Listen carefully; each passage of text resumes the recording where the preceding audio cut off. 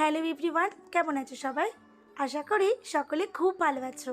আমরাও বেশ ভালো আছি। আজ তো আবার নীল ষষ্ঠী। সবার বাড়িতে নিশ্চয়ই আজকে নীলের উপোস করেছে মা বোনেরা। সেই সাথে আজ কিন্তু বাড়ি বাড়ি সাবু খাওয়ার পালা। সেই জন্যেই কম বেশি সবার বাড়িতেই কিন্তু সাবু ভেজানো আছে। তাই ভাবলাম এই সাবু দিয়েই একটা দুর্দান্ত রেসিপি তোমাদের সাথে শেয়ার করে ফেলি। আমার বর আবার সাবু মাখা খেতে একদম পছন্দ করে না, তাই ভাবলাম স্পেশালি ওর জন্য একটা রেসিপি বানাই আর ভিডিও বানিয়ে রাখি, সেটা তোমাদের সাথে শেয়ার করি। আশা করি তোমাদের উপকারে আসবে। এর জন্য লাগছে 100 গ্রাম মতো সাবু। এটা আমি ভালোভাবে জল দিয়ে 2 থেকে 3 বার জল পাল্টে পাল্টে ভালো করে ধুয়ে নিতে হবে কচলে কচলে, যাতে করে সাবুর গায়ে যে সাদা সাদা গুঁড়ো গুঁড়ো মতো থাকে সেটা যেন ভালোভাবে ধোয়া হয়ে যায়। এই দেখো আমার সাবুটা কিন্তু ধোয়া হয়ে গেছে। এবার আমি জল দিয়ে এটা ভিজিয়ে রাখবো 2 থেকে 3 ঘন্টা, যাতে করে সাবুটা খুব ভালোভাবে ভিজে যায়। 2 থেকে 3 ঘন্টা সাবুটা এভাবে ভিজিয়ে রাখার পর দেখতেই পাচ্ছ সাবুটা অনেকটাই ফুলে গেছে। এবার আমি আঙুলে একটু চাপ দিয়ে দেখাচ্ছি, সাবুটা কিন্তু বেশ নরম হয়ে গেছে। এবার আমি একটা ছাঁকনির উপর সাবুটা ভালোভাবে পাতিয়ে দেব, যাতে করে যে এক্সট্রা জলটা আছে সেটা যেন ঝরে যায়। আধ ঘন্টা মতো ছাঁকনির উপর রাখার ফলে সমস্ত জলটাই কিন্তু ঝরে গেছে। আমি একটা আঙুল দিয়ে চেপে দেখাচ্ছি যে সাবুটা কতটা নরম হয়ে গেছে। এবার এই রেসিপিটা বানাতে যেগুলো লাগছে সেগুলো তোমাদের একে একে দেখিয়ে দিই। আমি নিয়েছি 500 ml দুধ, লাগছে কিছু কাজু কিশমিশ, নিয়েছি একটা ছোট 10 টাকা দামের আমুলিয়ার প্যাকেট, আর লাগছে চিনি, এটা লাগবে স্বাদের জন্য। তো এবার আমি সব কিছু একটু গুছিয়ে রেখেছি তোমাদের সবটা দেখানোর জন্য। নিশ্চয়ই তোমরা দেখে নিয়েছো কি কি লাগছে। চলো এবার রেসিপিটা শুরু করা যাক। প্রথমেই আমি যে দুধটা নিয়েছিলাম সেটা একটা পাত্রে ভালো করে জাল দিয়ে নিলাম।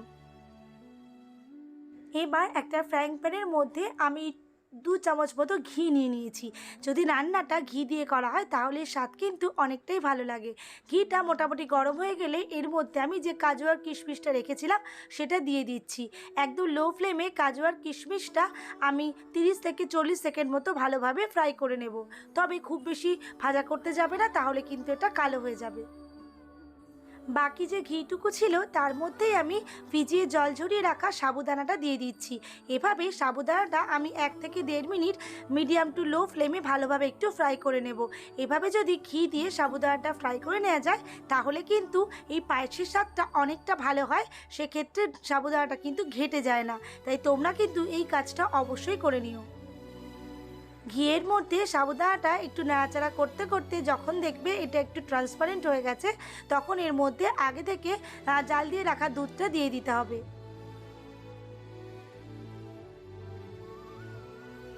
সাবুদানাটা দেওয়ার পর এটা মিডিয়াম টু হাই ফ্লেমে ভালোভাবে ফুটিয়ে নিতে হবে।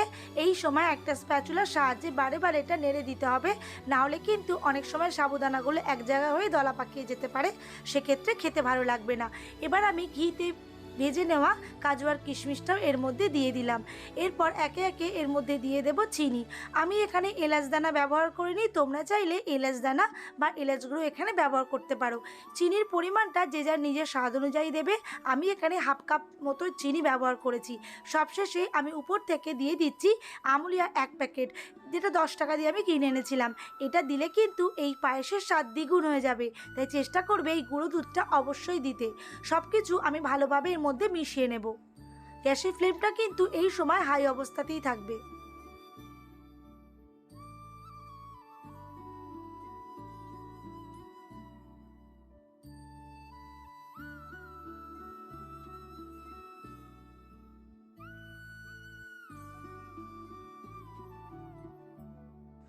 এইভাবে মিনিট 10 টাইম ধরে নাড়তে নাড়তে দেখতে পাবে যে সাবুটা একদম রেডি হয়ে গেছে।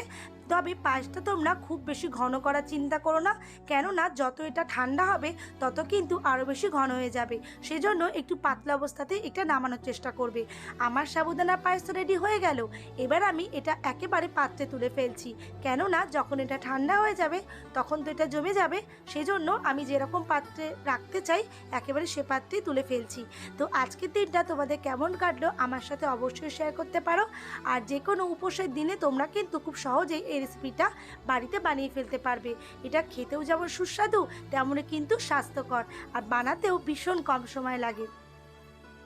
সারাদিন উপোস করার পর বাবার মাথায় জল ঢেলে এসে যখন বাড়িতে এসে ভাবছো যে কী খাবে, তখন কিন্তু ঝটপট এই রেসিপিটা বানিয়ে ফেলো।